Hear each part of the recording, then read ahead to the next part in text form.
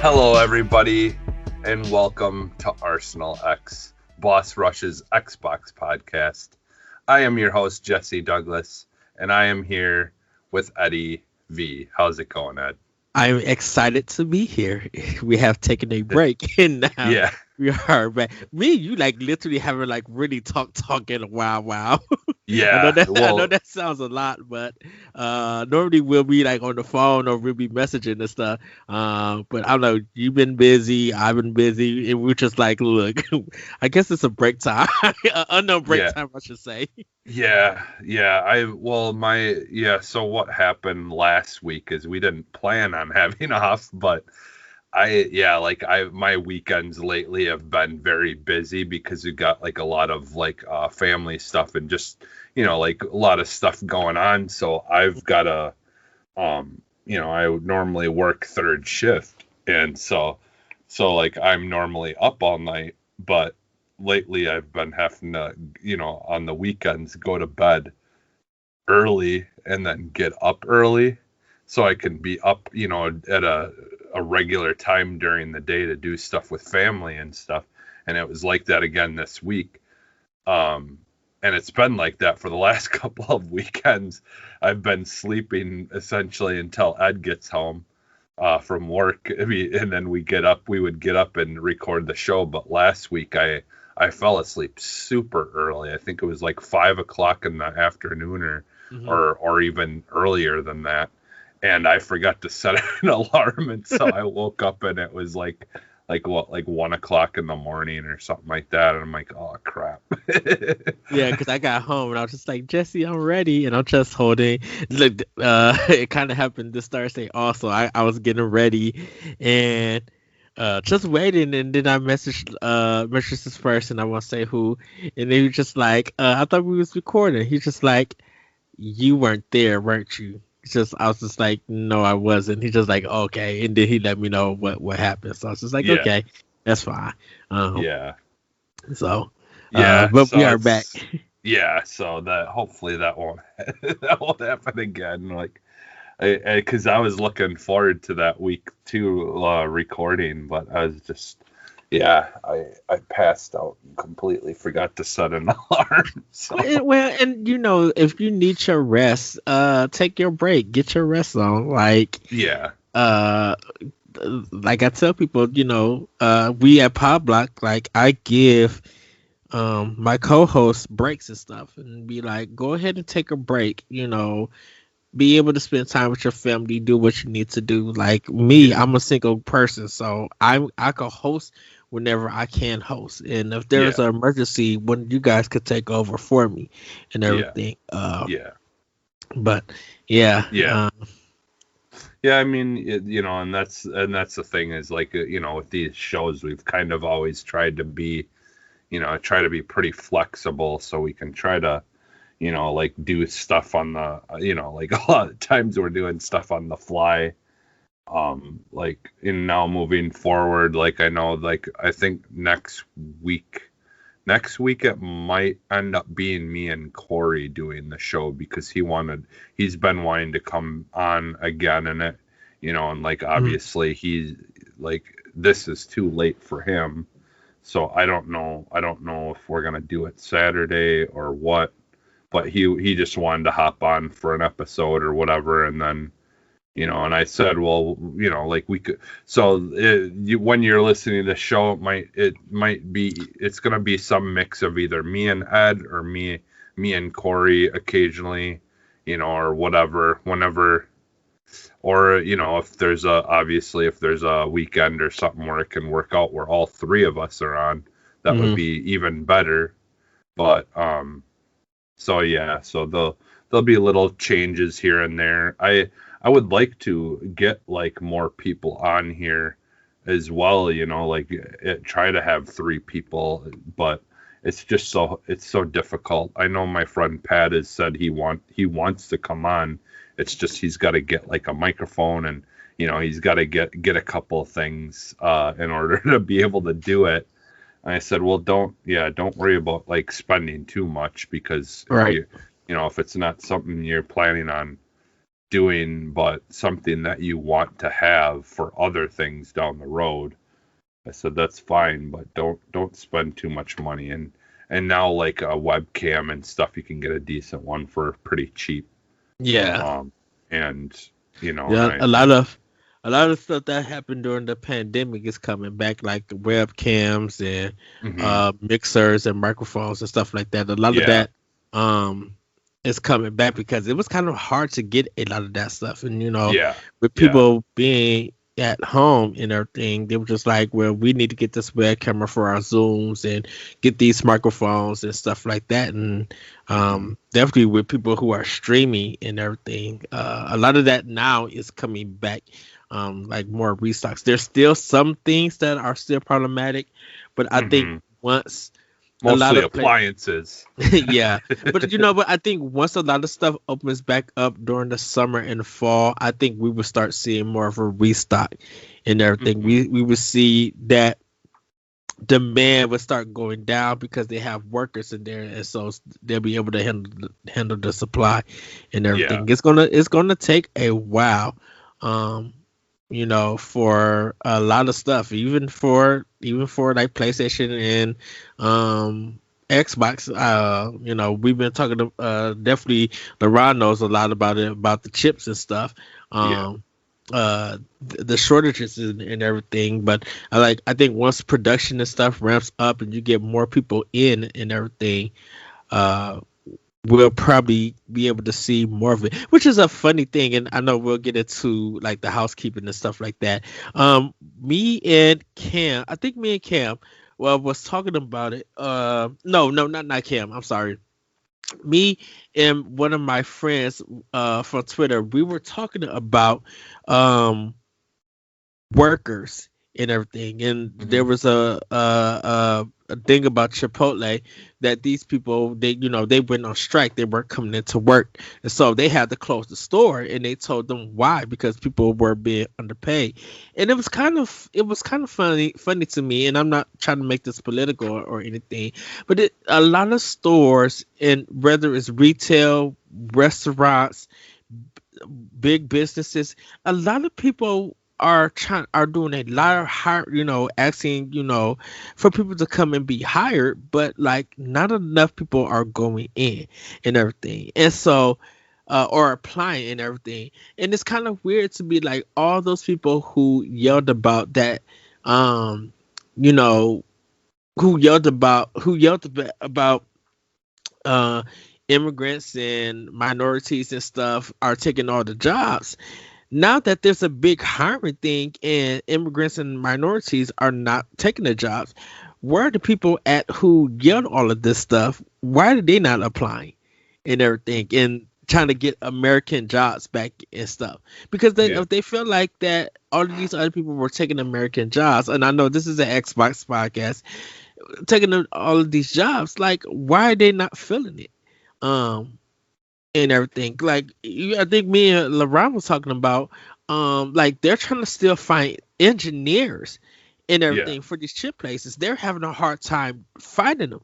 Like a lot of places are yeah. just having a hard time finding people, and it's just like, is it? And I don't think it's because of unemployment or anything. I think it's because of the pay and stuff that Well, people don't want to go in and stuff. this whole topic is a little like there's a lot of stuff that has gone on. Like like there we did have some situations where a lot of like especially in the oil companies and stuff like that, Hmm.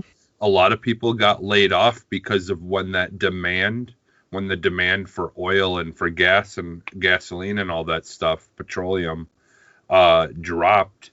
They couldn't afford to keep people working, and so they laid a lot of people off. And now, like, because they're and again, this is like this doesn't really have anything to do with this podcast, but basically, essentially, there's been talk about there being a point in time where gas prices are going to go up extensively because they're not going to be able to produce it as much because they when they were producing too much, they were like, there's talk of them like dumping it out and wasting it because they had too much of it, and they didn't want the prices to drop too low, and so they literally will just get rid of it, so they don't have too much, essentially. Right. It's annoying, but It's yeah, so there's right. a lot of things like that too that have been going on where companies are laying people off, but it's like because they don't want to lose money then, but now when they need people to start working once things go back up, now they've got to hire more people and whatever. It's hmm kind of stupid, how some of the companies have done stuff like that, but And this and the like the food rest like some of the restaurants that are restaurant chains that still have been open, like mhm. they're struggling to get workers there, and it's just like how do you fix this? Like, do you just take the hit and like literally raise up, not raise up prices for the food, but raise up paying your workers and everything? I Mhm. know some people be like, $9 or $10 is not going to do it, which is pretty much true depending Go on to where you Menards. stay at. But We were at Menards the other day, mhm, and they like the one by us said they're starting at 14.48 an hour or something like that, and then weekends you make $1 more. If you work on the weekend, you make like 15 something an hour. right. So, um, yeah, I mean, yeah, I think that like I think there's just a lot that's going on, and we're not through this pandemic completely yet. So Yeah, I think things are just going to be screwy for and a while and it's got until it's it normals out. But right, and it's kind of going to be hard to for people to say who wanna they can't wait to go traveling. I'm like, well, if you really don't got a job, I don't know how a lot of people survive, but I'm like, if you are in a position where you are hurting for money and stuff, this is kind of weird saying this, but that I'm like, sometimes you're gonna have to make a sacrifice, and you're gonna have to find something that's yeah, at least is gonna pay you reasonable, that you can find reasonable, that you can do, whether it be a not so good paid job, or you got to get two jobs, because it's just like, and if there are people who are literally hiring, I'm like, mhm. you got to take as much as you can and well, get some funds into your well, account if you're well, struggling, I should say. yeah, well, and I think one other thing too. I think you're kind of not thinking about is the fact that some of these people may still have kids home yet too. So Yeah. you can't take a job because in a lot of cases, no, like if you're taking any job that you can, essentially you're gonna all that whole entire check might go into childcare anyways. hmm So you decide, would you rather stay home with your kids and get to spend time with them, or literally work just so you can pay for them to not be home? But I think one of the struggle is that a lot of parents actually realize what it is like to be with their older kid, Yeah. or every day, and they kind of realize what teachers got to go through Hmm. teaching their kids. So Hmm. what parents are not seeing, they're Yeah. now seeing the struggles and everything. So Yeah. they're definitely, when those kids go back to school and everything, then of course the parents are gonna be like, yes, I could go out and do what I need to do, Yeah. to Yeah. feed my family and pay the bills and stuff. It's just, like I said, it's a weird thing. It's just Yeah. it's just seeing a lot of places that are hiring everywhere, Yeah. and definitely, yeah, it like the food places and like the little small businesses stuff, like, yes, they may not pay much at this time, all of that may change, but I'm just like, a lot of stores are going to be hurting in a different way because people don't want to go into work, and I kind of wonder, just like, how are people who are not working surviving? Like, is unemployment really that big and stuff? I yeah, well, and we'll move on to the show after Yes. this. But I do know there are some things that they have going on right now that I think something that Biden had put in place for parents who like have kids home and stuff like that, Right. and that can't go to school, and if they, like essentially what they got to do is they got to um keep receipts of food and things showing that they're paying for their kids to eat lunch every day at home and all these kinds of things, and then you can turn those receipts in and you get like a big chunk of money every month or something. I don't know a whole lot about it. I was hearing someone talking about it today, but yeah. So I mean, I think there's some kinds of things they're trying to put in place for parents who have kids home and stuff and have to stay home because they want, they need to be home with their kids because they can't afford to, bring them anywhere else or don't Yes. want to bring them, somewhere, among other kids or, like there's so many different variables A in lot of this factors. situation that yeah, everything is just so messed up, including games. Like there's I've been saying since the beginning of the year, we've been getting all these announcements of these games coming this year for consoles and exclusives for both consoles, and I'm telling you that it's not over yet, that there's still a lot of these games I think that Sony has been announcing, that Microsoft, possibly some of the stuff they've announced might be getting, delayed still. It's still early in the year. So, I mean, there's plenty of time for us to hear, I think, Halo, I think will come out, but there's a lot of other stuff I think is up in the air for both consoles. So, like anyone like getting all excited about, like exclusives coming out this year for any of the consoles, I just say hold your hold your excitement because don't be surprised if it gets delayed because we're still Even not completely out of this. So we was talking about this on Crossroads that I'm like, I think even games that do get delayed or they come out, I'm like, I think once things kind of somewhat return to normal, those sales are going to jump because yeah, people are able to now go out and purchase them, yeah, if they can, if they're buying the physical version, I should say.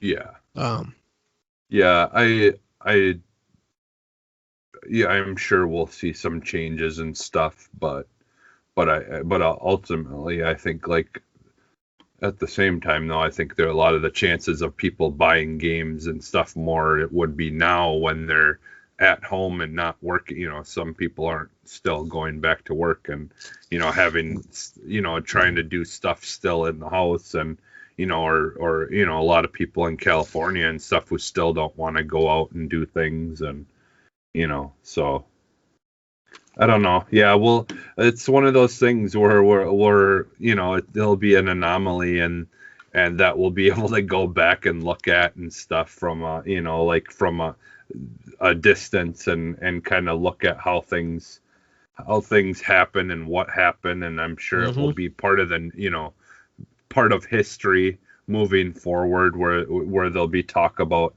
this kind of stuff happening similar to like the Great Depression and things like that. Like this is was a unique situation that in a modern time where everything's documented, that we'll be able to go, in the future talk about this from every aspect, from video games, from car dealerships or manufacturers, I mean, and stuff like that. So just every tech level, essentially. Right. All right, so we we'll get into what's in our arsenal here, I think, and we'll talk about what we've been playing. Well, you go first, Jesse. You want me to go first? Okay. Yeah. So I now have a PlayStation in my house. I got a PS4 from my friend. I bought his PS4 because he's got a PS5, so he Mhm. doesn't really need it. So I've been playing a little bit of stuff on there, but Um, but mostly, I've been on Xbox. I've been playing. I did play a little Outriders the other day. But I've been playing. Well, I've been playing near Replicant, Hmm.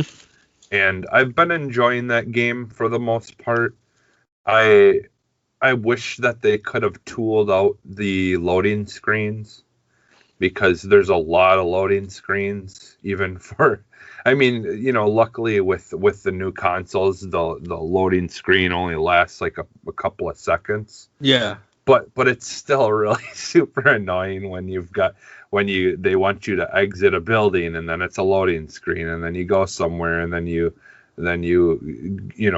go out of the town and then it's a loading screen and then you got to go back into town and then it's a loading screen and then you got to go back into that building that you just left and then it's a loading screen and then you got to leave that building and then it's a loading screen. It's just like I like with the technology and stuff where it is. I feel like they probably would have had to redo that game quite a bit to tool that stuff out because it was just so baked into it. So I think it's just a product of the original creation of that game, Hmm. and they just really didn't change any of that stuff, kind of left it as it was.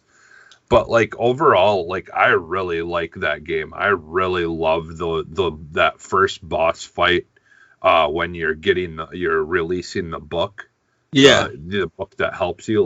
That was like I really love the combat and stuff in those games. Like Nier Automata too. I like that game as well, and I need to finish that. But I wanted to go to this one, and I just really wanted to see this game because I had heard so much stuff about it. About it being originally unreleased or they had a different version of it here or in Japan or whatever because it was like your dad or something like that. It was the character of the dad. You were playing as the dad instead of the brother or something like that. Uh-huh. I forget, but yeah, like I really like a lot of the aspects of this game and like for me, I just really like the boss battle type stuff, like the bigger character type battle stuff because they just do a really good job with design and like the look of things and stuff. Um, yeah, I really like that a lot, and I've been thinking about going back to Recore and trying to finish that because I'm probably like halfway through that game, and with Returnal coming out, A it's a Returnal's lot. out. Yeah, I said with Returnal. Yeah, with Returnal coming, like when it came out, there was Oh, talk about people, comparing it to Returnal to Recore. Recore and like I didn't really think about it at first, but I'm like, oh yeah, it is very similar in like some of the ways that you do like fights with bosses and with the characters and things like that, but it's almost like if you took Anthem, like the very very high quality like uh you know polish of Hmm. Anthem, like how everything looks all realistic and stuff in the world and all that. If you took that Anthem and mixed it with Recore, like that's kind of what Returnal reminds me of. And but like Recore, I really liked it when I was playing it last, but I kind of just fell off of it because I had other stuff I wanted to play, and other things that I was getting to. And but yeah, Yeah, that then Recore was not finished. well, when it first came out, maybe. I mean, it was really good when I was playing it Well, the thing about it is because just they fixed a lot of it and they made it a much better game later. Well, that's for they made it better because of the definitive edition, but you can't get the last version. Like when you play the original version, you can't get the last robot. You have to buy the definitive version to get it. There's no DLC for the original one. Huh. Yeah, they cut the DLC out because there's one when you're playing the original version. There's one area that's like shaded out that you cannot go to. Hmm. Um, and when they did the definitive version, that's when they added that part, and Oh, they never added the DLC for that. And then you still gotta do when you get to the last part of the game, you still gotta go out in the world and get the spheres, meet the requirement for the spheres to get further on till you get to the boss.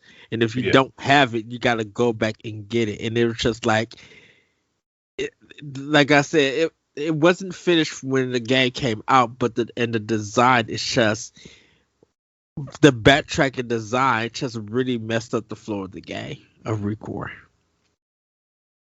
Yeah, I mean, I don't remember too much back, but well, yeah, I guess there's some areas where you needed to get like get the spheres or whatever to bring, and you'd open up one section and then whatever you collected Mm. there to go back to open a different pathway or whatever. But yeah, I mean, I didn't mind it.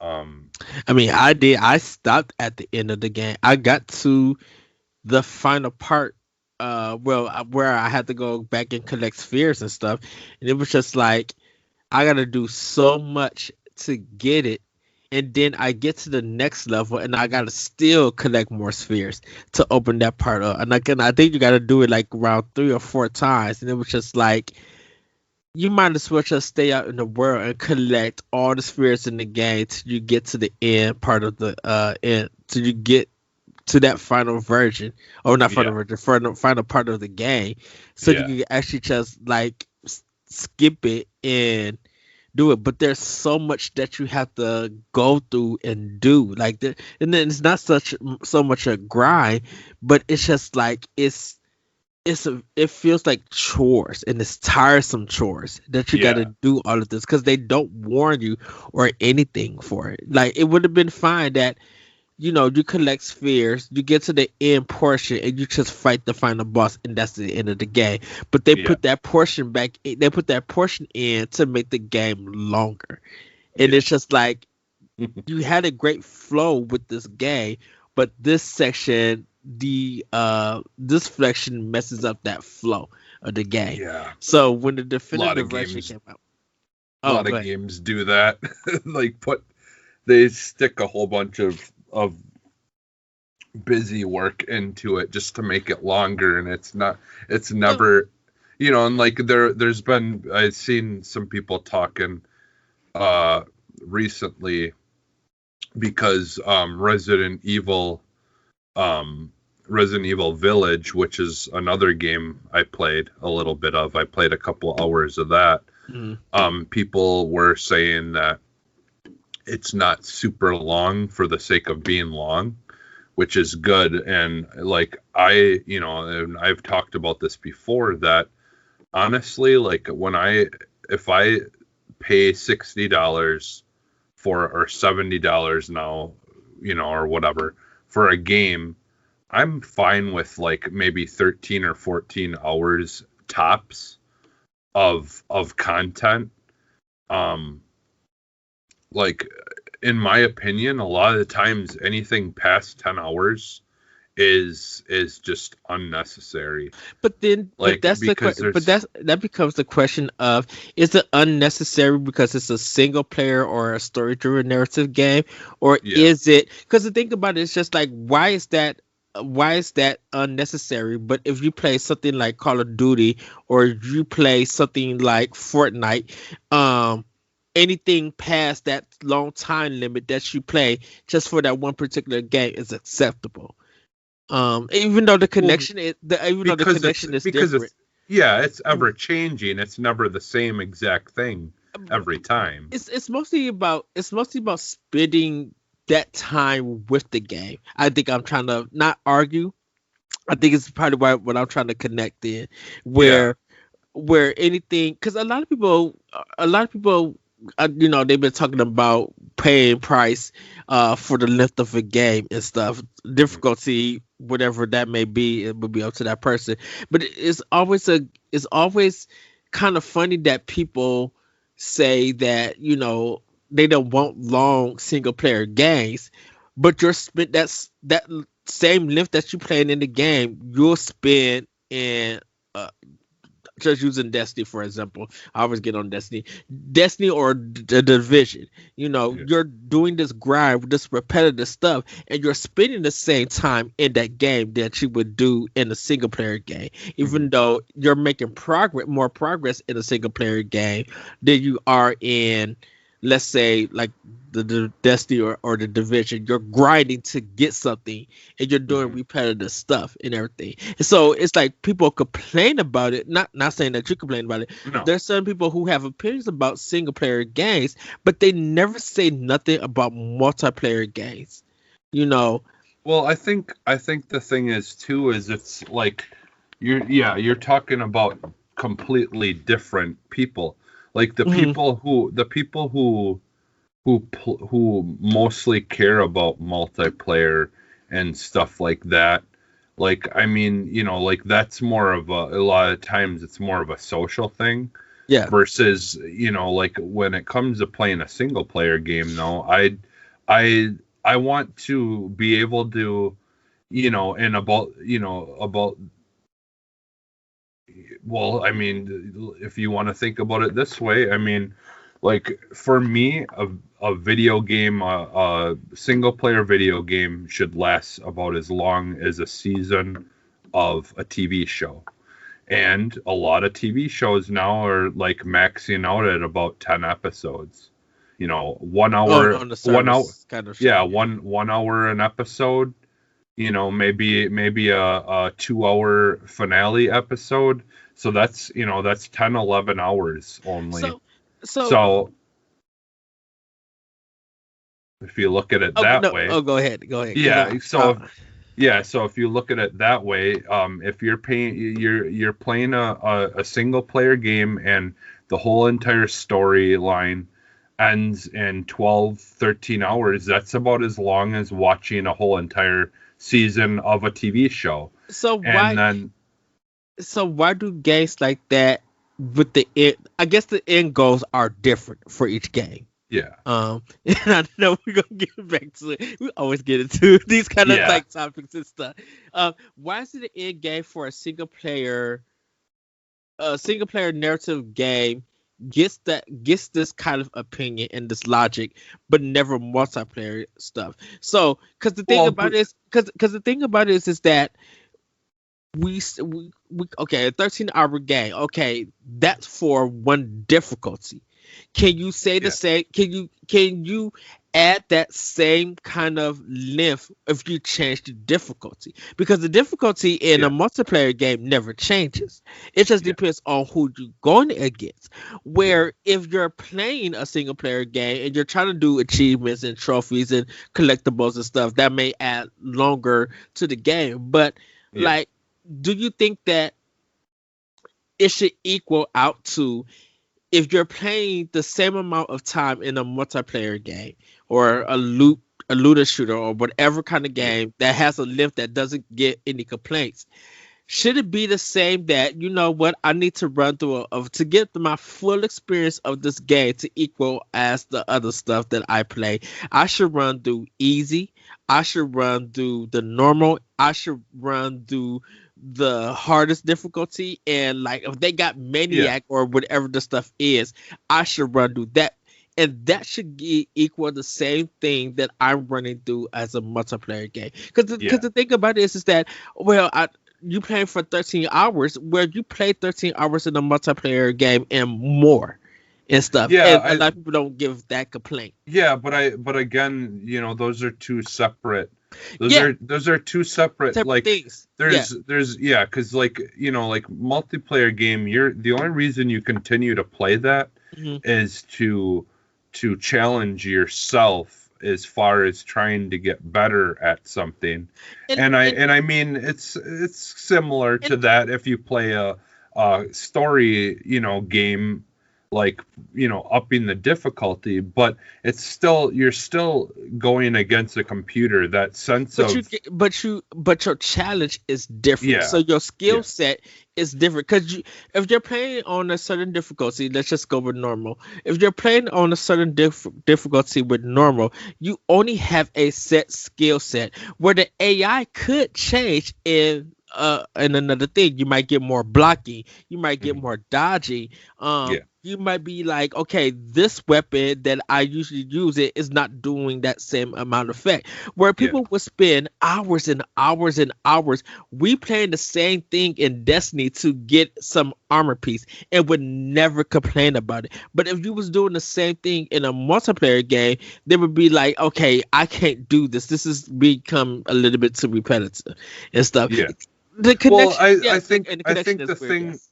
I think the thing with single player games though is a lot of times everything is pretty set as far as, like, usually, like in a regular single Hmm. player game, like there's a path of what you need to do, and then once you've done it, you get this, you get that, and like there's not this is how I look at it. This is why, like, for the difference for me, between multiplayer and single player.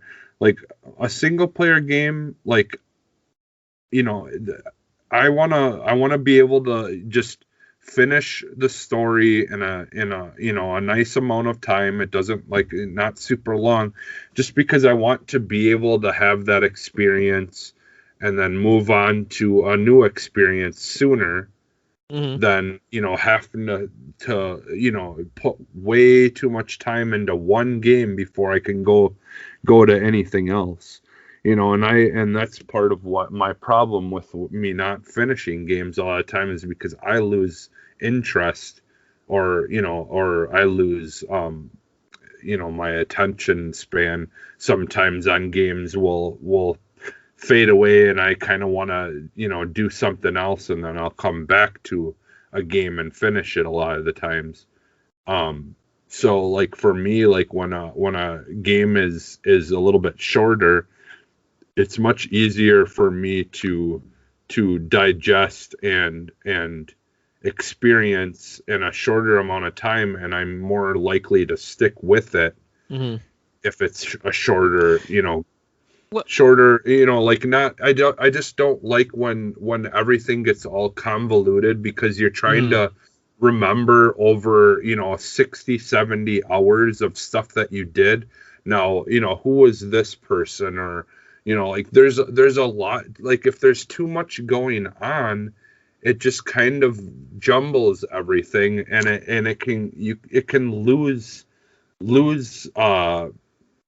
vision of the main story plots when you start throwing all this extra stuff in there that just kind of dilutes the story, the main storyline, I think, sometimes. Do you And that's think? why you hear a lot of people who will just mainline the story and won't do any of the side quests, because they just want to be able And to and focus on the and story. and that depends on what genre of game that you play. Yeah. I think I'm speaking like something like Uncharted, which is like kind of level based.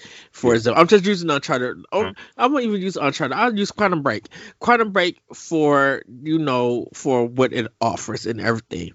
mm, Where people might feel like that game is too long because definitely with the TV stuff, but that's something completely else. Um, where it's just like, yeah, sometimes you might have to do things over and over and people might feel like a certain way, but I'm just like, if you're doing the if you're complaining about sometimes the repetitive, not saying you, if people are complaining about the repetitive stuff that they're doing in single player games, why is it acceptable in multiplayer games doing repetitive stuff to get something that may only give you +2 in armor or a 2 +2 in guns and stuff, again and it gives. again I think it's because of that the social part, like, Mhm. like I've said, I can play multiplayer games for longer stretches of time, and more continuously than Yeah. I can single player games, only if I'm playing it with friends, because then it's not so much, the game is more of a backdrop than it's secondary to the conversation and the socializing that's happening. It's more, it's a vehicle for our conversation and our, our socializing. Whereas with a single player game, if you're just sitting in front of it, it's similar to like, and I don't want to completely, but like, like most people would rather, drink, drink with friends than, sit home and drink alone, because that's not as fun. And so like, I look at it that way, that like, I don't want to do something like that for that long period of time by myself. Because sometimes it feels like in multiplayer games, you don't have to get any kind of comprehension. Where in single player games, because of the story, you got to get that comprehension. You got to get that narrative and stuff. Yeah. And so, and that may a lot of times they put too much extra stuff in there that's unnecessary and doesn't add to the story. And see, that's the thing is, I think people just want a more focused story. Sometimes when multiplayer games do it the same thing, a lot of people get invested in that, and there are no complaints. And like I said, it's up to that particular person. Yeah. So that's why I've always kind of, I think I kind of, and I might actually write a blog. This might be an editorial.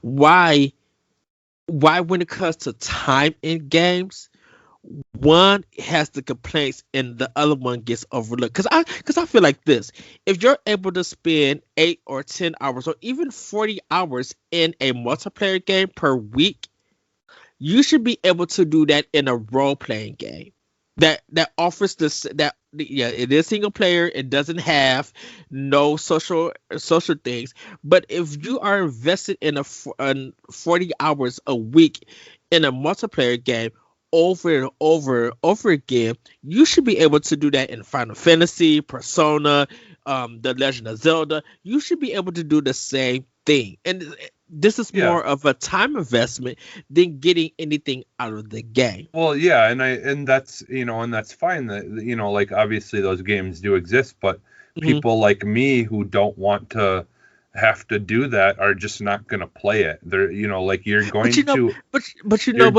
you're gonna get less people playing your game. But the thing, but the thing about it is that, and the reason I guess I use RPG is because multiplayer games use RPG elements. They stolen stuff from the RPG genre, but there are certain people who refuse to play the genre that it came from.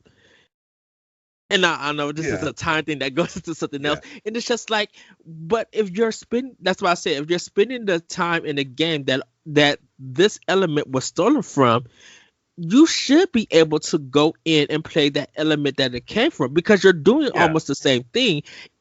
It's just different the way that it go out. I'm sorry, everybody. I know we got. I mean, hey, this is a good conversation, and I think, that's kind of what we want to do with these shows, is just have them be just feel like a loose conversation, but we're talking about Xbox and stuff, I completely understand what you're getting, or what you're getting at and stuff, and like, I do agree, like, if there are people who do enjoy, like, the grind of games like Destiny or something like that, I do feel like those people will play those kind of first player games and stuff and don't complain about it.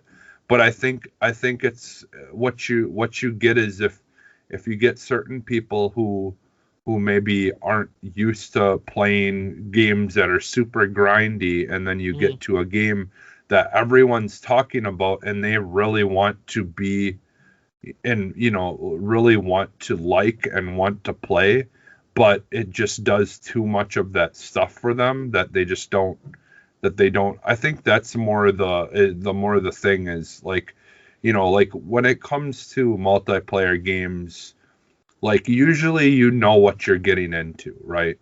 Like, with a multiplayer game, that, like, it's gonna be, whatever the genre of the game is, it's gonna be that, and it's gonna be just you constantly going in and playing, playing with other people. And like, I think people kind of just expect that, but there's so many different ways that a single player game can go about doing what it's intending to do, right?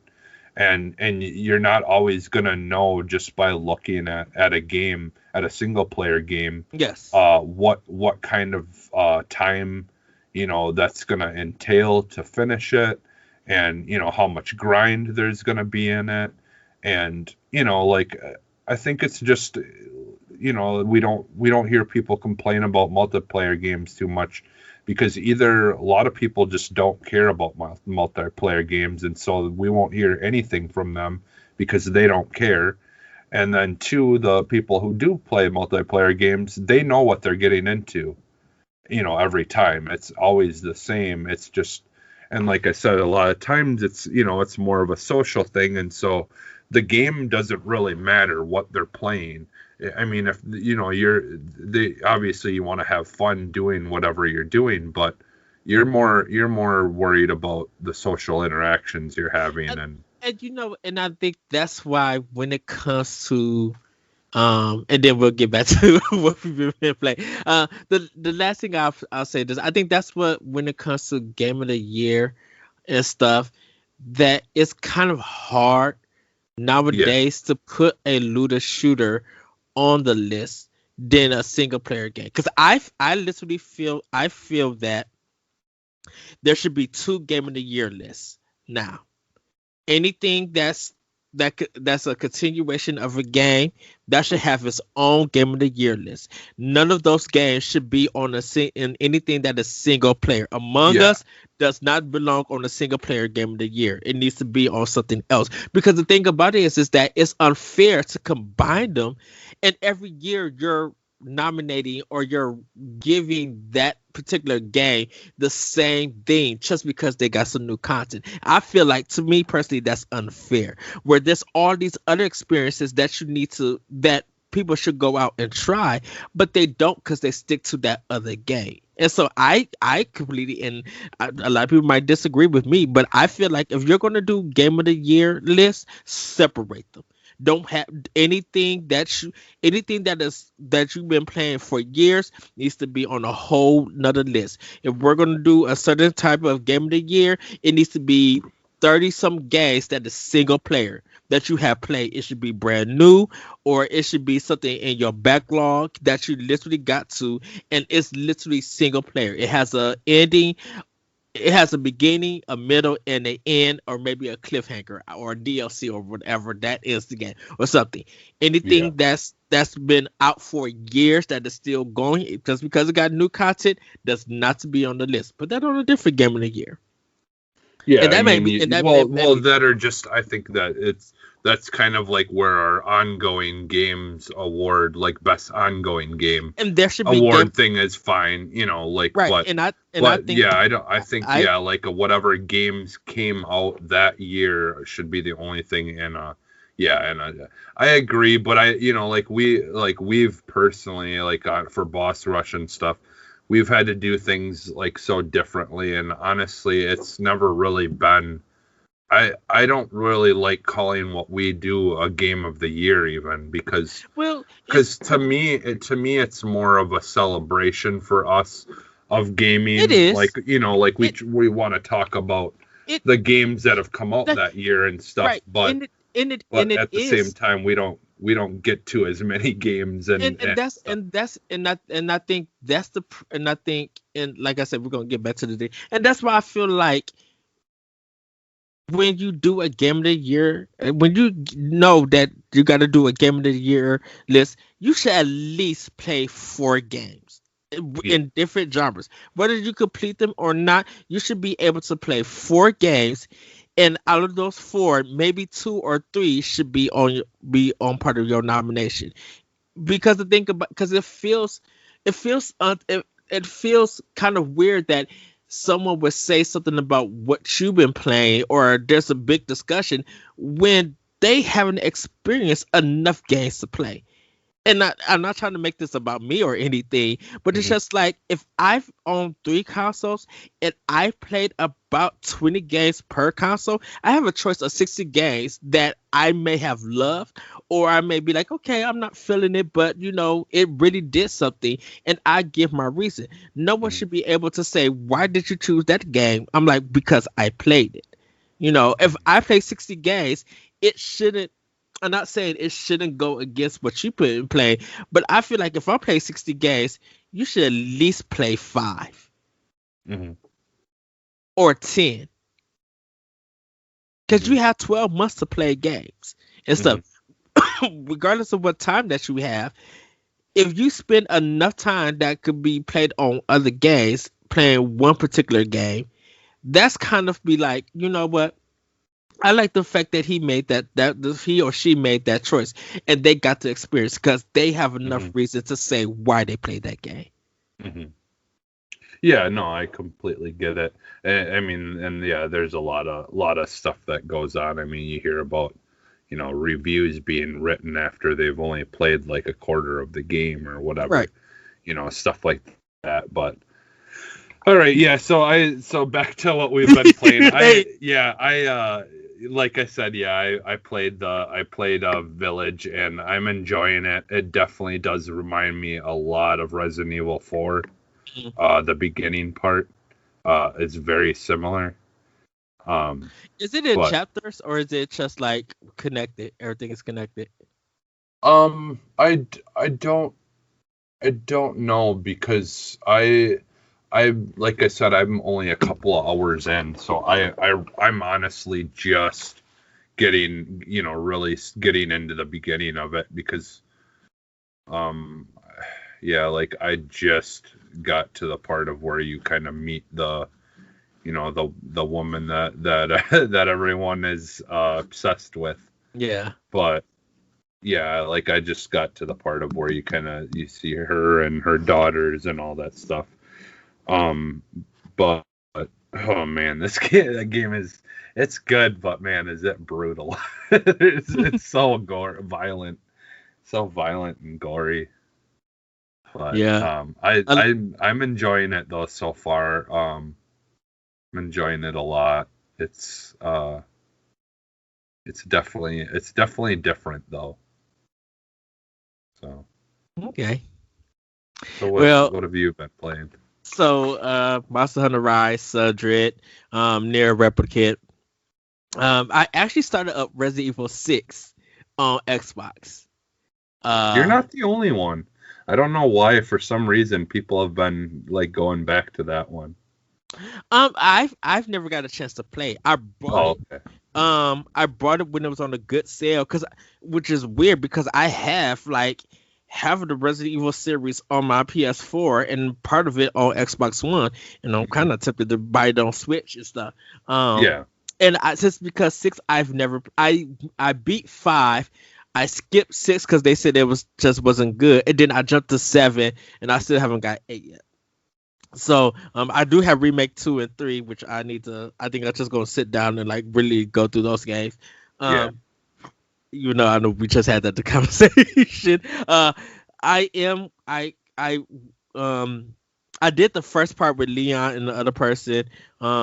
But I'm going to start the game with Chris and I guess another person, or Pierre, I think that's his name or something. And so I'm going to go through all 3 of their stories and see what it's all about. So I think I'm gonna focus more on that. I'm trying to do kind of like one game per system because my Son of Rise is just so good, but there's so much coming out, and I know Mass Effect is dropping this week, this Friday, Hmm. which I think I'm doing Xbox One. I thought I was gonna do PS4, but I think I'm doing Xbox One for it. So when I get my Series X, it could be high res and all of that goofiness. And all I know is that I do want to try is see what it does have to offer for part one. And then I Thursday, after this, like you guys will see or hear this recording, I still got to buy the Famicom Detective Club. That's the game, like detective game that's coming out for Switch. I need to get it before it actually drops and stuff. And I can't wait to play that one. So I'm excited to play that. So yeah, but Resident Evil 6 is kind of what I'm focusing now on Xbox One. I did download some of the Xbox games for Gold stuff. Um, Hmm. and Cyberpunk I just put to the side. I would just wait for that. I think I'm going to. I think wanted Yeah, to because beat that. you've still got a, or no, you've got an S now, don't you? Yeah, I have Xbox the Series S. or Xbox One S, I mean. Yes, Yeah, yes. And I just feel, and even if I think if I played it on the next gen, I think it's just kind of a boring game in a sense. Like yeah, there's something yeah, about it that's just like I'm not feeling this, and it may be because it may because it they thought they could promise a lot and offer a lot, and it feels like what they offering is not enough or not good. So. yeah. Yeah, I think it's one of those things too where it's really like you've got to really be like really into that genre of, Mhm. like that cyberpunk stuff. I'm not really in. I don't really know, other than, well, even I'll be honest, like I liked what's the movie with the the the famous movie that was, Ghost in the Shell. no, the cyberpunk, like one with is Harrison Ford in it, I think. Oh, Why am I blanking on it? uh, Blade Runner. Blade Runner. Yeah. Yeah, like Blade Runner. Like I watched that movie and it was fine, but like it didn't really do. I'll be honest, it didn't do a whole lot for me. Like I didn't find that movie as interesting or great as most people do. So, there's that part of me because I really do like the aesthetic of cyberpunk Mhm. and like the whole futuristic, that's more my sci-fi side of my likings, but but certain, I think it's just certain storylines. It's just got to really be interesting to me, or otherwise, like I loved the first Matrix. Like I loved that movie. I thought that was a great movie, and I honestly didn't even mind the last two Matrix movies. I know a lot of people don't care for those as much as the first one, but I don't know. I think it's just kind of hit or miss for me, and I kind of had you know, there was that thought that that's how Cyberpunk was going to be, that it might not, end up being something I end up liking, but again, I haven't really gotten a chance to give it a try yet. Maybe one of these days, once I'm done with some of the games I'm playing right now, Yeah. I'll go to it eventually once it gets the Series X update and stuff like that. But until then, yeah, I just kind of put it aside too, and just kind of left it as something that I can go back to. Kind of like Red Dead Redemption 2 is kind of in the same boat for me. Can you know what I've been wanting? Because Ray Apollo's been talking about it. I'm like, dang, I might want to jump back into uh To Red jump Dead. it to Red Dead Redemption 2. Yeah, I think I'm kind of almost on the third part, but I need to just pop it in and just go forth and be like, I yeah. don't care as many times that I die, I'm not starting this game over for no apparent reason. I do not want to slush through all of that nonsense that I had to get to Hmm. where I'm at. So I would rather just continue on, figure it out, and then go from there. Yeah, because for right now, yeah, I want to try to finish Resident Evil 8 Village, and I want to try to finish finally Until Oh, Dawn and The Last Guardian. yeah, yeah, I need to return back to Until Dawn. I can't wait for you to I can't I want to nerd out with you with The Last Guardian. I want to see what you feel after the I I know the control thing, but Yeah, I'm like but I really do really love like what it's doing so far. Like right. yeah, I And mean I and if the story is good enough, I can look past controls, like, yeah, that's what I want to talk about. It's like the cuz story like, and the emotions and stuff like yeah, that. cuz it's the same with Resident Evil 4. I mean, like I really like that story and everything, but like, and I could look past the controls enough to enjoy the story. You know, as a whole, the game, like, it is what it is, but like, you know, like, when we've said this multiple times, like, I jokingly over exaggerate that I hate that game. Not real. It's just me getting under Ed's skin. But yeah, because like I do like the Resident Evil story, and I do want to experience it in VR. I want to experience it in VR, so I want to get a Quest 2 literally just so I can get Resident Evil 4 VR. What and the thing about it's just like it's I think with me was just like how could you go with the controls of Gears of War but not the controls of Resident Evil where that's kind of where Yeah. Gears of War came Well, from. It's one of yeah. those Well, things. no, and like even before that, like one of my favorite games on PS1 was Fade to Black, Mhm. and Fade to Black's controls are almost exactly like Resident Evil 4's. Like you have to stop and then you aim and you turn around. You can't move while you're turning around aiming to where you're gonna shoot, you know, and it's a third person, you know, shooter.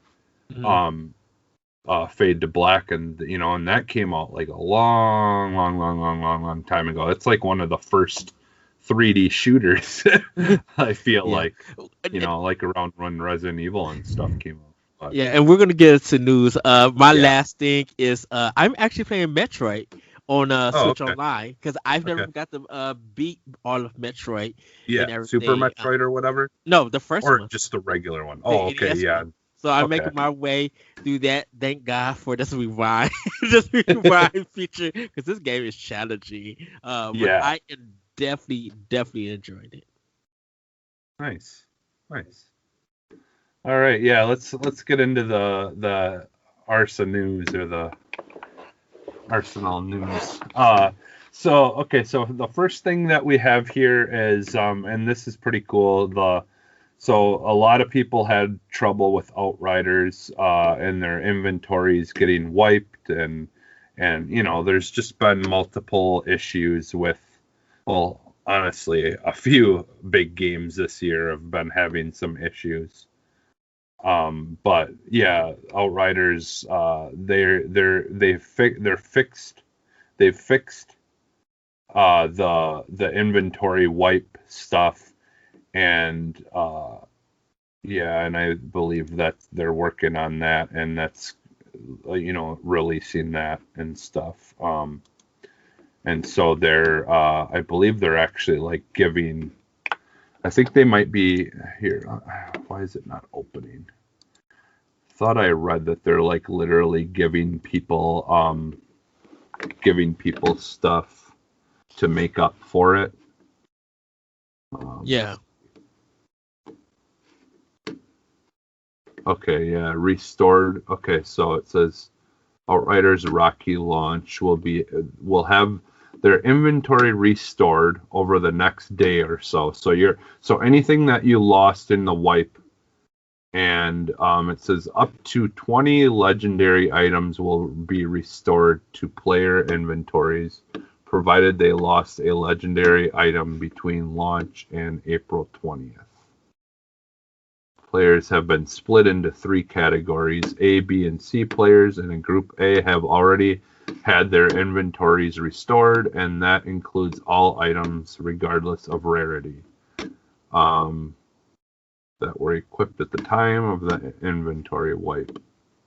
Those identified by people can fly as Group B will have legendaries restored to them over the next few days. However, People Can Fly's system cannot conclusively distinguish Group B and Group C players. The latter, being players who did not experience inventory wipes. Because of this, even if you didn't lose a legendary item, this restoration may add up to 20 legendaries to your inventory. So people who, I think, so if I'm understanding that right, they're just kind of just giving people legendaries and stuff like that. I don't Yeah. know if it's going to be exactly only exactly what you've gotten, or um, but yeah, I mean, like that. It's a bummer, obviously when any game has issues, but like, I really like Outriders, and well, in any of these games, like Returnal 2 has been having issues, and like you always want them to be fixed and be able to do well, because like, like I would like to someday play a Returnal, and I hope they can get things fixed, and for a lot of these games, you know, and I, and it's just good to see that that they're trying to do something, because they could very easily, like, you know have a company that's just like, yeah, we really can't do anything about it, and then just not do anything and just be like, oh well. But I'm glad that they're trying to spend the time to fix what's been broken and stuff. But Yeah, because so yeah, Outriders, yeah, I think Outriders for PC was having a lot of problems, like with servers. This is kind of the first time that I'm hearing that a lot of stuff got wiped or anything. Because I haven't yeah, heard of anybody console wise say anything about it. I think it was just a server issue that people was yeah. having. Yeah, I think what was happening was, it was probably like, I don't know if the game crashes and you Hmm. got something and didn't save it. Like if you're in the middle of like a run and you didn't get to a checkpoint or something. I Yeah, don't Yeah, I don't quite know for sure exactly. but Because yeah, I haven't experienced any of that obviously either. So yeah, because there was some people. There might have been some crashes. The server problem was that people just couldn't get on, and I yeah, think, some people had to uninstall the game and then put it in. And I think the right thing maybe because of the cloud problem. People were yeah, having problems with cloud not yeah, recognizing their game, so they had to start over and yeah, everything. So yeah. That's that probably that what it was. Yeah, yeah, that may have been the issue. But it's good that just give them, let people go through this whole game with those legendaries, and hopefully they don't nerf them or anything. But it's good that they're doing their best to make it up. yeah, From because yeah, and we obviously we want games, and of matter what console they're on, we want games to succeed, and be fun, and stuff like that. So yeah, yeah, it's and that's why, and not to bring Nintendo up, that's why Nintendo would delay a game and make sure that this stuff is polished before they yeah, release it, because they don't want any of this. I mean, they'll still do yeah, patches and updates and stuff, yeah, but they don't want any of this at all. yeah. All right, and so then the next thing, Ed, you had a piece about Fable that you were going to talk about. Yeah, so this one is coming from Game Informer that the new Fable will use Forza's game engine, and it seems that they're going to be making like a customizable one for Fable game. It's called Forza Tech. That's what Playground uses for the Forza games, and every time they come up with the game, they tweak it. So that's why the games look beautiful and play so well, is Yeah, because they're tweaking their engine. So they're going to be doing the same thing for Fable. And right now, at this time, they're hiring software engineers to come in and help them not only make the engine, for Motorsport and for Horizon for the next game, but also for Fable. So it's yeah, good that they're using their own engine and everything. And yeah, the playground is probably going to be helping the team who's making Fable uh be able to make this game when it comes out that it runs on the engine perfectly and it looks really good and everything. And it's good to see that this is happening, and definitely this saves money yeah, for Microsoft, because at this time I think it's it may be only Gears, um the coalition. I think they're the only ones that's using Unreal. I think everybody else is using their own engine. um No, no, Um, no, because Hellblade 2 is Hellblade. using the Yeah, Unreal Engine 5, yeah, yeah, but it could, like, if, and I don't know what Halo Infinite's using. I think they may be using their own, but like after Hellblade, maybe the Force Attack or maybe one of their engines become the thing. Because like Sony, in a sense, like Guerrilla Games, their engine is so good that may be used for all of their stuff. And Nintendo, they have their own engine, but they're doing things with Unreal Engine 4 that you didn't expect, which is weird for Nintendo to actually use Unreal.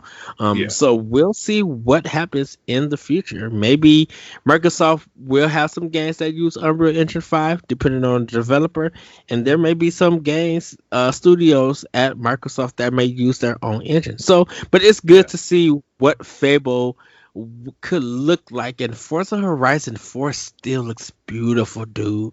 yeah. I The mean, other you was talking about it on the Series X, it looks like mind blowing good. yeah, and one of the things, that people have been talking about, because we kind of had a feeling that they were going to use some form of the, of that engine to make Mhm. it. But one of the things that means, and that engine does really well is the like live weather stuff. And so, like, we've people have been talking and kind of been excited for the idea of like a Fable game where the weather can, just kind of has its own weather patterns, and you could be doing like uh mission or whatever one day, and it, be sunny for someone, or your friend could be playing that same exact mission and it be raining or dark out, when they're doing that mission. And just kind of have that difference in weather patterns and stuff that can make stuff feel like a different experience, even though you may be doing the same exact thing. Like, stuff like that will be interesting to see, if they try to bake that stuff into the game quite a bit. Because like the rain and storms and things like that, and Forza Horizon 4, like that was a big part of that game, is having the different seasons and stuff like that, where you could be playing on a level and it be the frozen water version of it, where you're literally driving across frozen water, but you can't play that track the same during the spring or fall because it's that water isn't frozen over, so you can't drive over it. And Yeah. like just different things like that. Like, yeah, it would be kind of neat to just play a game where it can like just be different weather, and your experiences might be different depending on what time of the day and in reality you're playing it. Yes. Like, it would be kind of cool if it went by the clock of by the world clock, or by your the time in your region of where you're playing it. Like, if in the game it could be like be similar to, didn't they do that on Animal Crossing, Yeah, where I think like if so. you played at night it would literally be nighttime in the game as well, Yeah. stuff like that. Like, I could see them doing something like that with it, even, just having it where depending on what time of the day you play, it could be the same time in the Well, game. Fable does that in the original games, but I get what you're saying. The time clock that's on the system reflects the time clock in the game. So yeah, I could see Yeah, that, and seeing what they do it with the Force Attack engine. I'll be excited to see. I can't wait to see what this game is going to turn out and look like. And yeah, possibility we may see it at E3. It's good yeah. that we're getting some information now out from Microsoft about some of their first party games. So Hmm. we just now gotta wait to see E3. Yeah, and I think that's the thing. I think they're kind of holding their cards a little bit here. They don't want to release too much information, but give people just enough information that they're not ignoring it, and not making people completely wait to hear anything about their games. Yes. I feel like they've been doing a good job of that this year, of just trying to release little bits and pieces of information for stuff, but still, still holding back, for a bigger event. But Yes. all right, so the next thing, and I'm sure you've heard a lot of people talk about this, but it's an amazing thing, and I hope it's going to continue. But and this article I got from The Verge.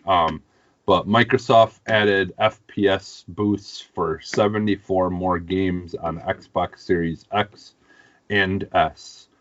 Like once I had heard about this and everything, one of the first things I did is I went and I downloaded Far Cry 5 on my Series X, because that's one of the games that got a boost.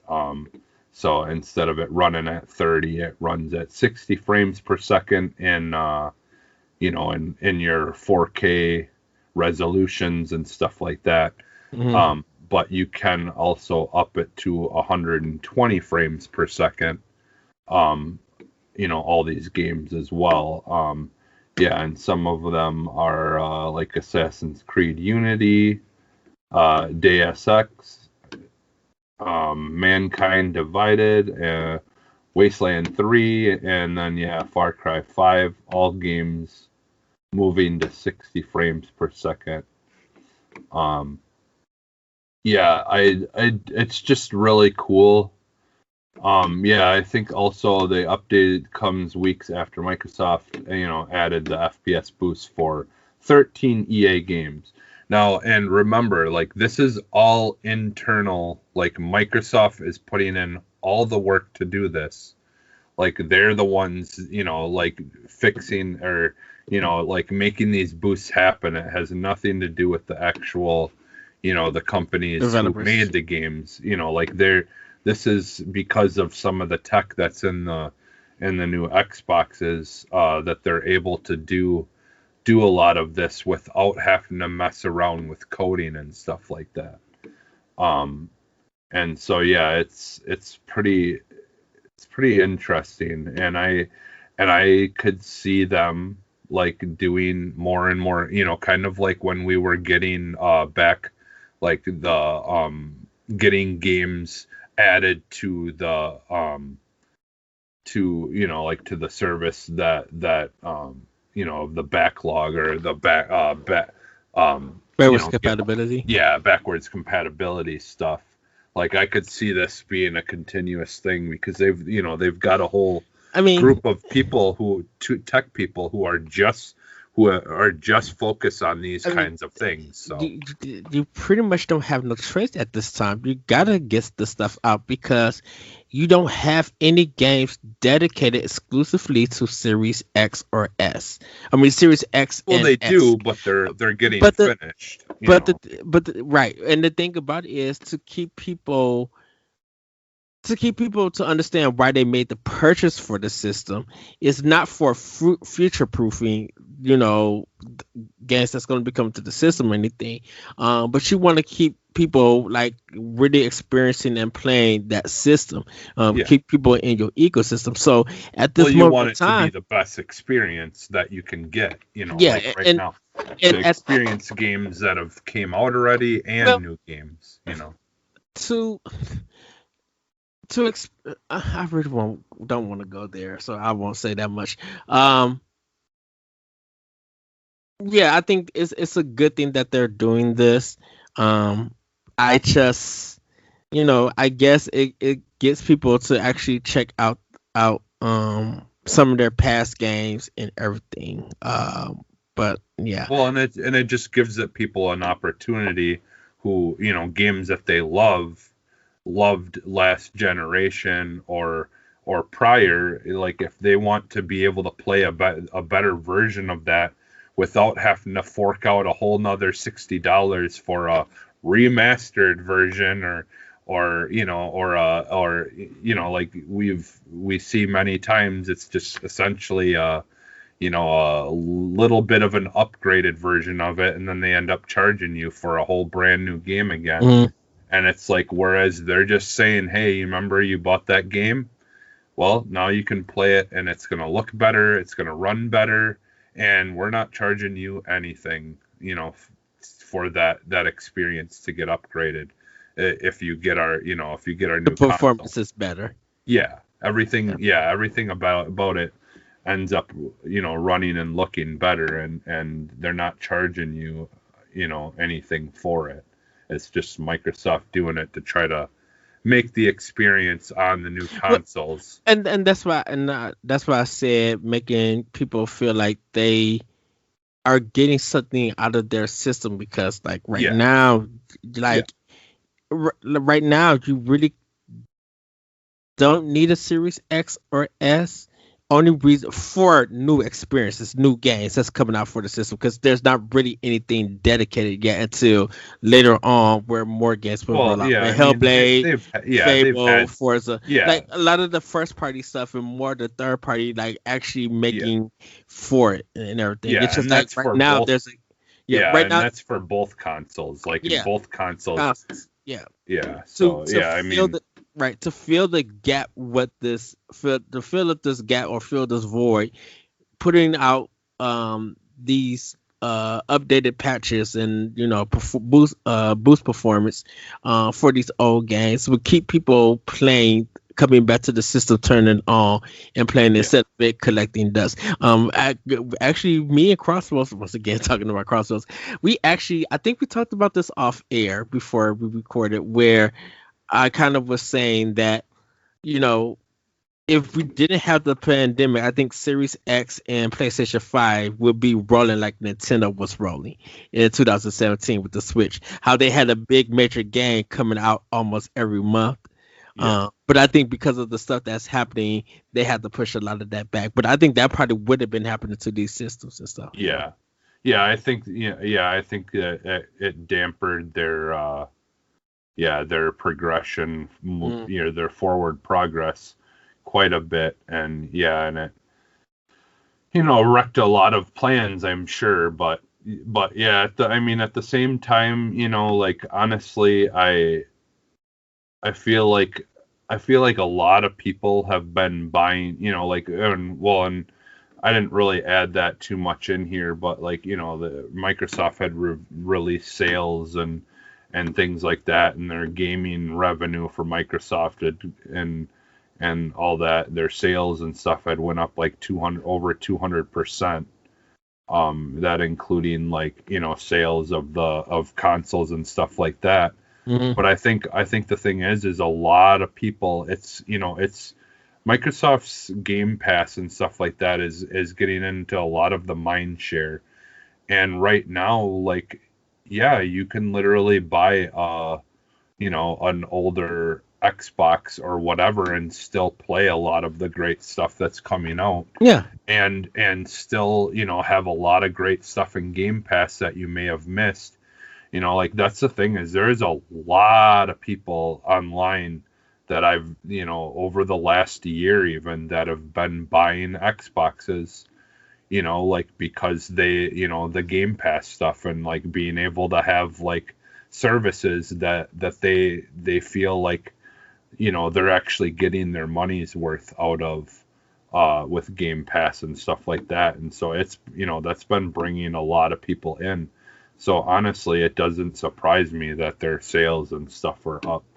And, and like, as far as the console, next gen console sales, or this gen, we technically should call it now.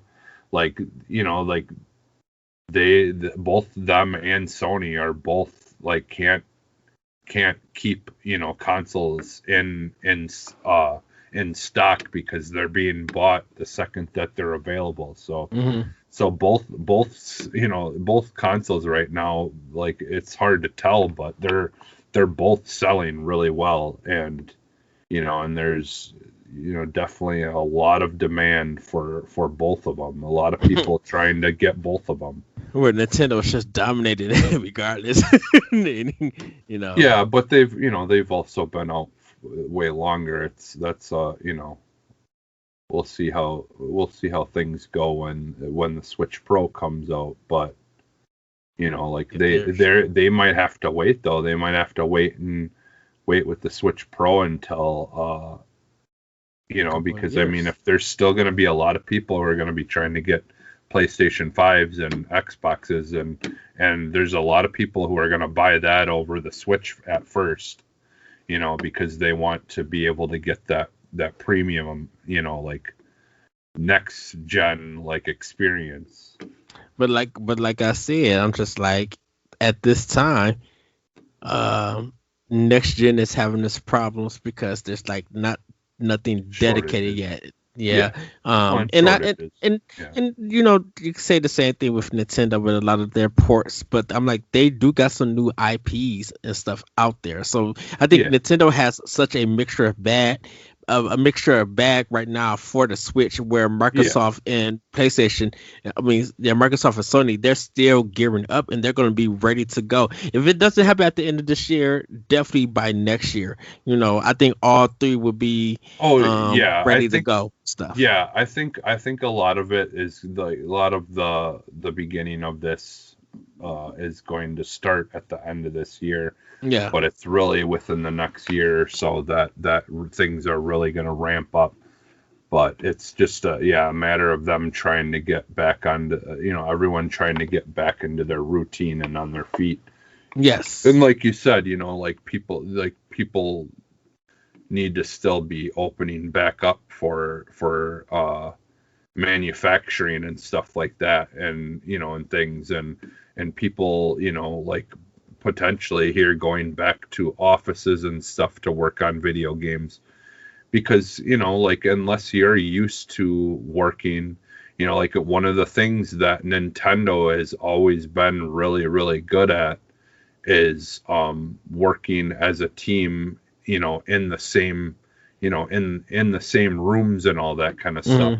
And there was a lot of hardship, like when Nintendo couldn't really do stuff, like the developers and stuff couldn't work together in the same room and had to do it from work. That's just not the way that they do it in their culture. And there was talks of that being very difficult for a lot of those people that worked for Nintendo and stuff. But it's this FPS stuff though, like it's the really boosts, cool. like I'm excited, and and like I look at it this way, like and it is what it is. I mean, obviously as a business, you pick and choose what you find you think is going to work for your business, and and all that, and Sony doesn't really care too much about backwards compatibility stuff. But I think the main thing about this to remember is, I think a lot of the people that are at Microsoft that are doing this stuff and this backwards compatibility doesn't necessarily come from a vision of like, well, we, this is something we want to have over everyone else. Yeah. Because anyone could have chose to do this, right? Like, I mean, they chose to do that. Sony could have chose to work on trying to do something to have backwards compatibility. Like, that was their choice to not do that. But a lot of stuff we see, disappearing, and this need to preserve old games and stuff like that, because now things are going digital. It's not like when you could just get a physical copy of something and you didn't need an internet connection to update it or make it work. Like we can go right now to a store and you can buy a PlayStation 1 game and you can stick it in your PS2 and you can play it. Like, it's always going to be available. But with things going more digital, and there's not quite that same playability where you can just put a game from the store into your console and play it. You have to have an internet connection, or you have to do this. There's little barriers. So it's not this even, is more. It's not even having. It's not even having. Yeah, it's not even having the internet connection. It's actually having the license. Yeah. Because you can have an internet connection, but if you don't got the license to that game, you can't play nothing. Yeah. So so Microsoft is essentially trying to preserve this game and make it be available to be able to play no matter what. But they're also doing something a little special and letting us have these games running even better than they originally did, Yes. which no one's going to complain about, because it's not really taken away from the integrity of the game or making it a different game. It's still the same game. It's just looking better. Yeah. Nothing has changed about it on a coding level or whatever. So Yes. so yeah, it's all about that game preservation, and there's a lot of people who are very, very, very much worried about game preservation, and unless companies like Microsoft do what they're doing, those games won't be preserved because it doesn't matter. Like if some of those games just moving forward, you'd have to buy a new console, and if you have things like what's happened with the PSP store, and like they've kind of rolled back some of that, closing down the stores, but I mean that still can happen. They can still shut down stores or or servers or whatever for games, and that they won't exist anymore. But if someone like Microsoft says, hey, we're putting in the time and trying to preserve this game and make it still very reliable and very relevant, like there's a much better chance that servers will stay open, or or people, the number of people playing those games will continue, because it's accessible, and it's just there for you to be able to play and stuff. So Yes. so yeah, I mean, there's a lot more to that, to it than just, I feel like a lot of times, than just be having something backwards compatible. I think it's a passion project. I think a lot of these guys that are doing this, like they realize the game preservation is going to be was going to be a more difficult thing in a digital age, and so they had to figure out how they could do it, and then just have these little caveats where the new hardware is giving them fun options to make those games not only still be able to be played, but to look and play better than they originally did. So yeah. So, and then, all right. So the next thing, this has kind of been a little bit of a talking topic recently, because there was talk of, I think it was the Microsoft Store, that they wanted to cut the revenue, or the revenue shares that the company itself takes from a sale of a game on their store. And I think they're cutting it down to only taking like 12% or something like that of the revenue, versus the, like, I think it used to be like 30% or something like that. Yeah. And so there's been talk about them, and this is from an IGN story, but that Xbox may also increase the revenue shares by 18% for developers. So essentially, Microsoft on the Xbox side store may also be cutting that as well, and giving the developers more of that share, to essentially entice more developers to develop their games on their console, so they can get a much nicer looking percentage of the sales. So, well, it's not that's part of it, and I think it's also in case if a game doesn't sell so well, that they are recouping some of the losses from development. I think that's the biggest thing, is that you don't have to sell major to make money back to recover the cost and everything. I do think, and I don't have like this in front of me. You know what? Maybe I'll just save it and talk about this later, when I actually have some information. But I know some stores and things have made certain kind of rules where I think it's Steam. I think Steam does where you have to make that they don't take they take a very low amount of the percentage of what your game makes until you've actually recouped your money. So they don't take a lot from you. They want you to be able to make sure that you actually get the money you spent on making that game back first, and then they'll worry about taking a percentage. I don't know if there's anything like that Microsoft's doing. But I think it changed because at a point, then this is why Epic made it where that when you buy a game off the Epic store, the developers make more than what Epic does. Because Steam was taking, I think it was a 60-40 or 70-30 split. It was something like that. Steam was taking a bigger cut than what the developers were supposed to get. So that's why when they were bringing those games to Switch and they were selling so well, more than the Steam one, they were making more money off of Nintendo than they were at Steam because of the deal that they had. Yeah. And stuff. So seeing Microsoft. Go ahead. Jesse. Yeah, seeing Microsoft do this is kind of just like, okay, if you guys still put your game on Steam and they're still taking a bigger cut for you guys not to make money, put your game also on our system on console or PC or like Windows 10, and you guys will get more of a benefit of the money to recoup the cost and stuff.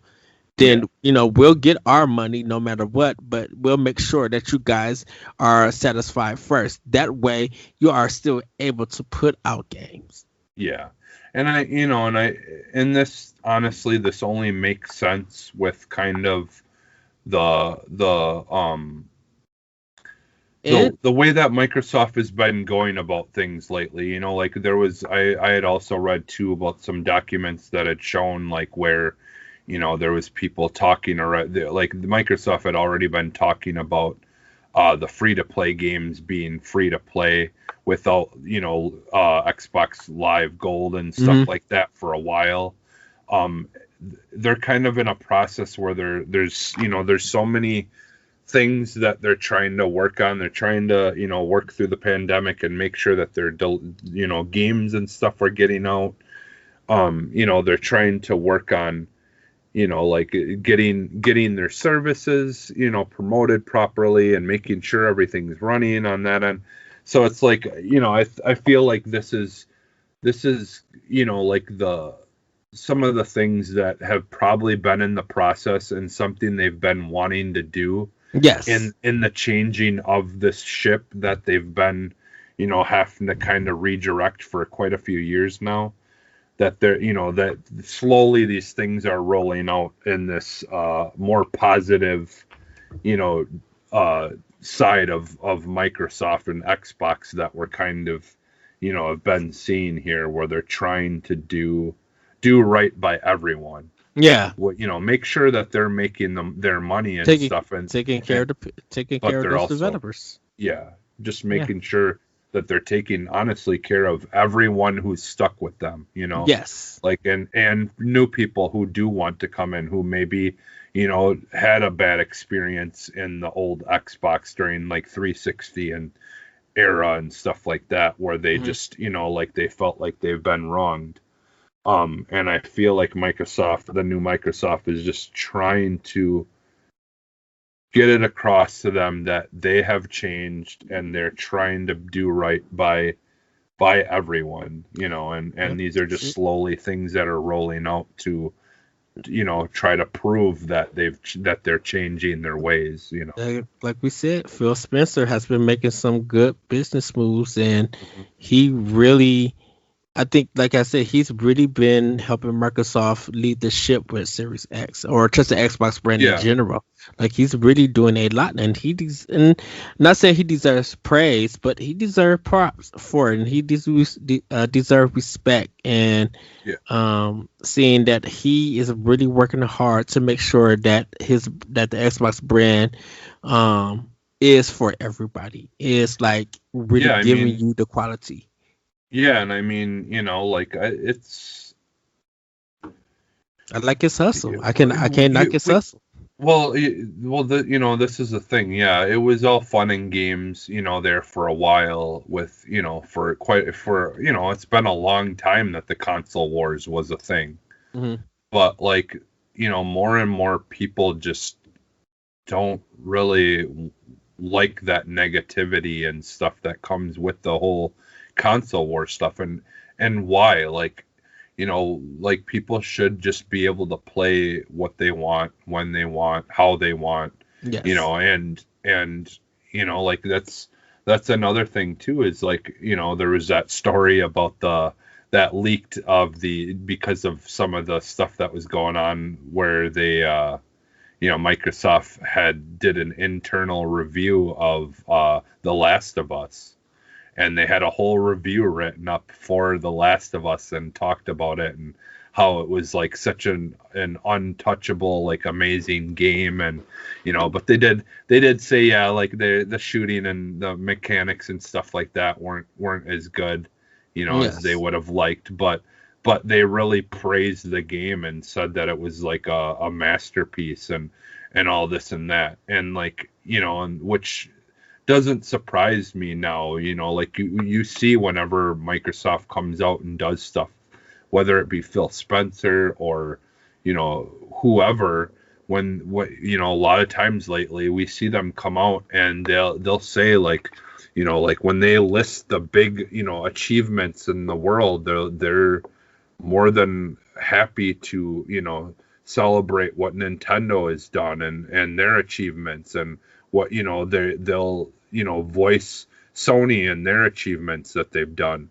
Like, they're trying to be super positive and just set an experience where people can just come and love games even if you don't want to play on an Xbox. Yeah. You don't have to. And that's kind of what they've been saying for a while, is like, we don't care how you play the games. We just want you to play games, because in turn that makes developers happy, that their artwork is being experienced, and games as a whole has gotten us through this whole pandemic for the most part. Hmm. I mean, it's been a massive part of coping with having to be stuck in the house and stuff like that for a Yeah. lot of people. So it's saved a lot of people's sanity over Exactly. the last couple of years. So it's just really good to see that kind of positivity coming from a company.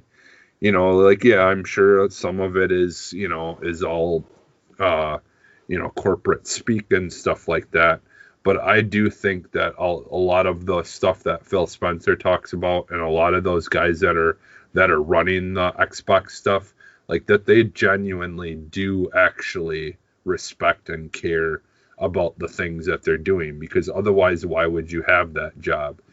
Because I mean, when things got rough and dirty and tough, being working for Microsoft, that couldn't have been fun. Exactly. Like, you really would have to need like a real respect and interest in what you're doing to be in that position that Phil Spencer took over, when it was just like really down in the dumps, and the like everyone's favorite thing to just dog on, for a long time there. Um, so yeah, it's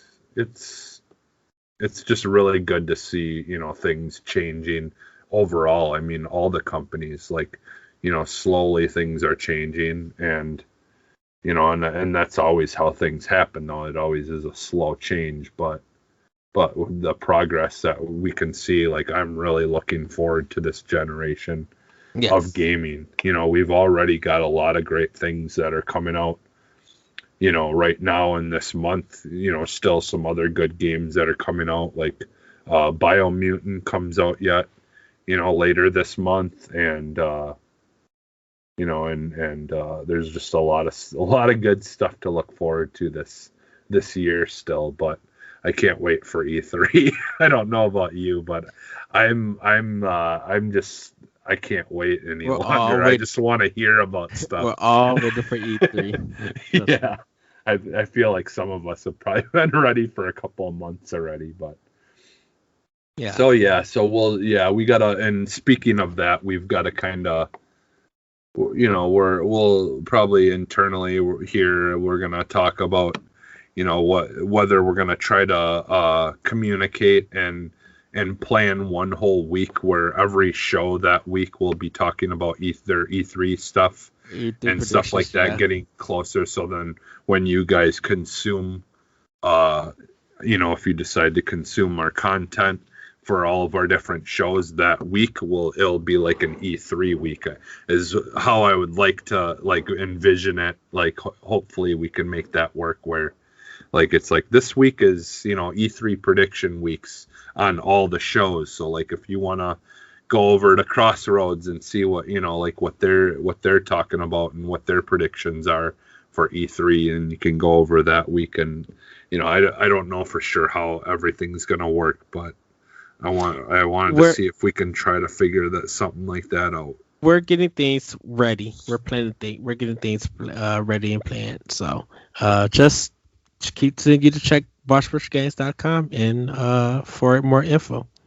Yeah. And check us out on our Discord channel. That way you guys will be up on the up and up to know what we're all discussing about with E3. Yeah. All right. So for the extra content today, this is kind of something we kind of figured and stuff, but there's a little bit of information here that I just want to kind of talk about. So Halo Infinite cross-play and cross-progression across Xbox One, Xbox Series S and X, and PC. And so you will be able to play with friends no matter what Xbox they're on. And you can play, if you, let's say in the living room, you got Halo on your Xbox One X, and you play there, and then later on you want to continue playing, but you want to play on your computer, then you can hop over on your computer and take off from where you left off on your Xbox, or you can then jump from your PC if you want to go play somewhere else on your Series X, then you can take off, from there. So yeah, that's kind of something we have expected to have. But what was kind of interesting and cool is they're going to make a lot of the popular PC features that you normally would only get when you play a game on PC. They're going to try to they're bringing some of that stuff to the console now as well. So things like ultra wide screen and super ultra wide screen support, triple key binds, advanced graphics options, and more, it says. So yeah, it's gonna be very much like a PC experience for Halo Infinite, no matter what you're playing on. Now, yeah. I imagine that's mostly probably for Series X. I don't know if the ultra wide screen and all that is going to be something that will be on the Xbox One version as well. But yeah, so I mean, essentially, regardless, they want to give people the option of how they want to play this game. Mm-hmm. Want to play it on keyboard and mouse on your Xbox, you'll be able to do that. So yeah, that was just kind of a little cool information, and just kind of I personally think that this is just going to be the beginning of what we can expect on this generation. I do think we are going to see a lot of PC like features coming to these games because they are much, they have a lot of power in them.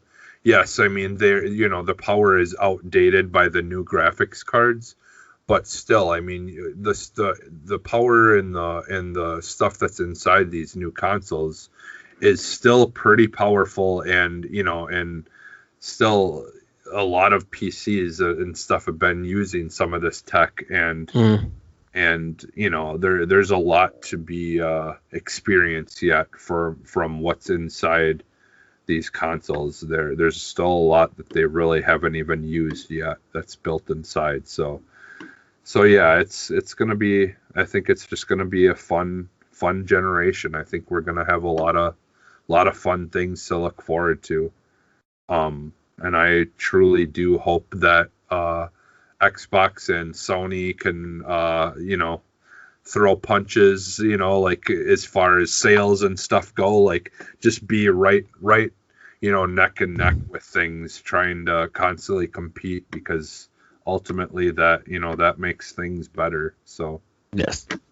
So yeah, so that is it for the extra content. So, and yeah, Halo Infinite, it won't be too long, and we'll be talking more about that, I'm sure. So I'm sure we'll be seeing a lot more at E3. So E3, yeah. I can almost guarantee it. So probably, I think that'll be the game that closes out Microsoft's press conference. I mean, yeah, it's just smart to do it that way.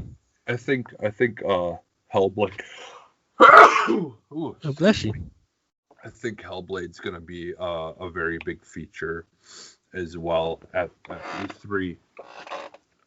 Yeah, I've got a lot of things I've been predicting and talking about lately, but yeah. So, all right. So yeah, that ends the show. So Ed, where can we find you? You guys can find me on Twitter at ThatRetroCode. Check out Nintendo Pod Blog on WatchPushGames.com. Check out Optional Opinion, my podcast, on SoundCloud and other podcast apps, and World11 Pod on Podbean.com. Nice. Oh, and if you guys want to follow me on Xbox, I am the Lyrical One. So come be my friend. Come, let's play games. Let's talk. Let's hang out. Yeah. And you can find me almost everywhere as Phantom NXS. That's including Xbox Live and PSN now. Oh, I forgot. I don't think I said that. You can find me on Twitter at ThatRetroCode. I don't think I said that. Yeah. So yeah, you can basically find me everywhere as Phantom NXS. I just tried to keep it all the same as much as possible. So to make it easy. Which is funny because I was watching Nintendo Power Block E3 2017, and you had a different name at that time. Yeah. There it was changed.